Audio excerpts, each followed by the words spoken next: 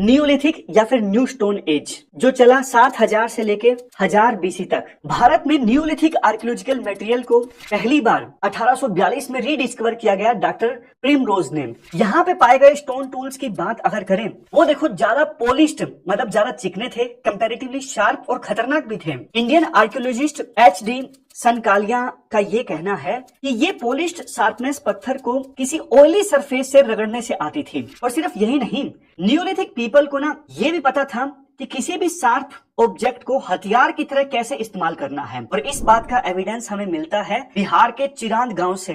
यहाँ से हमें मिले नियोलिथिक पीरियड के पहले बोन टूल्स जो कि एंटलर शेप के थे।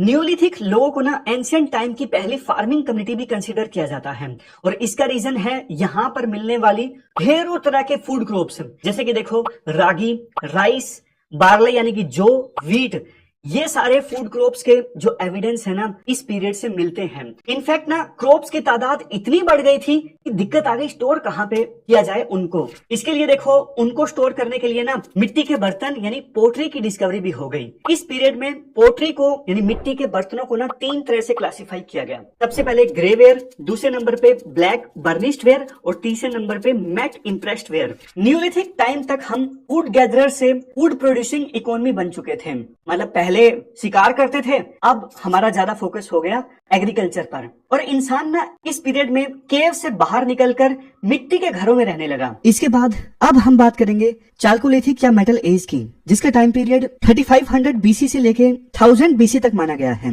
चाल्कोलिथिक या स्टोन कोपर एज को भारत का पहला मेटल एज कंसीडर किया जाता है। इनफैक्ट देखो हड़प्पा कल्चर को चाल्कोलिथिक कल्चर का ही पार्ट माना जाता है। वैसे देखो इस पीरियड में स्टोन और कॉपर का यूजेस तो दिखता ही है, लेकिन कुछ साइट्स जैसे पयमपल्ली पे ब्रोंज का यूजेस भी देखा जा सकता है। इतिहासकारों ने ना चाल्कोलिथिक कल्चर को ज्योग्राफिकल लोकेशन के हिसाब से डिवाइड किया है। जैसे कि सबसे पहले आता है आहड़ कल्चर, जिसको हम बानस कल्चर भी बोलते हैं। ये बानस कल्चर नाम आता है राजस्थान में बहने वाली बानस नदी से। आहड़ कल्चर के कुछ इंपोर्टेंट साइट्स इस प्रकार से हैं: बालाथल, गिलुंड, ओजियाना। ये देखो आज के समय में राजस्थान के मेवाड़ रीजन में मिलती हैं। इसके बाद दूसरा इंपॉर्टेंट कल्चर चाल्कोलिथिक पीरियड का कायथा कल्चर। ये देखो मध्य प्रदेश में डेवलप हुआ कायथा कल्चर, जिसका नाम पड़ा उज्जैन में मिले कायथा साइट के आधार पर। हर कल्चर की तरह यहाँ पर भी हमें खेती और पशुपालन के अवशेष मिले, पर यहाँ की इंटरेस्टिंग बात यह है कि यहाँ हमें मिलता है हॉर्स रिमेन्स यानी घोड़े के अवशेष। देखो अभी ये बताना मुश्किल है कि ये हॉर्स यानी घोड़ा आया कहाँ से था, बट इस डिस्कवरी ने रिसर्च के लिए बहुत सारे दरवाजे खोल दिए। ऐसा माना जाता है कि इस कल्चर का अंत हुआ अर्थक्वेक यानी भूकंप से। इसके बाद हम आगे बढ़ते हैं तीसरे इंपॉर्टेंट कल्चर की तरफ, जो कि है मालवा कल्चर। ये डेवलप हुआ मालवा रीजन में, जो कवर करता है सेंट्रल इंडिया को। यहाँ के साइट्स का एक इंपॉर्टेंट फीचर ये था कि ये नदी किनारे ही डेवलप हुई। जैसे कि यहाँ की पहली आइडेंटिफाइड साइट महेश्वर या लार्जेस्ट साइट नगदाटोली, दोनों देखो नर्मदा के किनारे ही पाए जाते हैं। इसके अलावा नगदा जो मिलता है चंबल नदी के किनारे, और ईरान जो बीना नदी के किनारे स्थित है। और आखिर में अब हम बात करेंगे फोर्थ इंपोर्टेंट कल्चर की, जो है जोरवे कल्चर। ये कल्चर डेवलप हुआ महाराष्ट्र रीजन में। इसकी इंपोर्टेंट साइट्स हैं देमाबाद जो हमें गोदावरी वैली में मिलता है, नगदाटोली जो है नर्मदा वैली के पास, भीमा वैली में मिला इनाम गांव, और इसके बाद प्रकाश जो हमें मिला है तापी वैली में। जोरवे कल्चर का इंपॉर्टेंट फीचर था कि यहाँ घर अलग अलग साइज के थे, जिससे पता चलता है कि असमानता यानी इनइक्वालिटी की एंट्री हो चुकी थी इस कल्चर में। जैसे कि देमाबाद में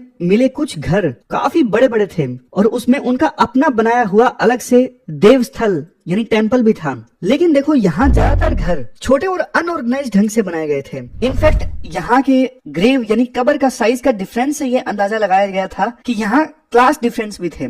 देमाबाद में पाए गए ब्रॉन्ज गुड्स बहुत हद तक हड़प्पन कल्चर से ही प्रभावित थे। इसके बाद जोरवे कल्चर के नॉर्थ में डेवलप हुआ ओकर कलर्ड पोट्री कल्चर। इस कल्चर का नाम पड़ा यहाँ पर मिलने वाली ओकर यानी गेरुआ कलर की पोट्री से। यहाँ पे मिले आर्टिफैक्ट यानी कलाकृति हड़प्पन सिविलाइजेशन से मिलने वाली कलाकृतियों से बहुत सिमिलर थी। अगर हम ओकर कलर्ड पोट्री कल्चर की बात करें तो ये हमें मिलती है उत्तर प्रदेश के बिसोली और राजपुर परसू एरियाज में। चाल्कोलिथिक पीरियड के कुछ इंपॉर्टेंट फीचर्स को देखें तो यहाँ के ज्यादातर घर मड यानी मिट्टी के बने हुए थे, पर कुछ साइट्स जैसे गिलुंड में पकी हुई ईंटों का इस्तेमाल भी देखा गया। यहाँ का रहन सहन रूरल ही था और मोस्टली लोग खेती या पशुपालन पे ही डिपेंडेंट थे। वैसे देखा जाए तो कॉपर की डिस्कवरी हो गई थी, पर चालकोलिथिक लोगों को मेटल प्लो बनाना अभी भी सीखना बाकी था।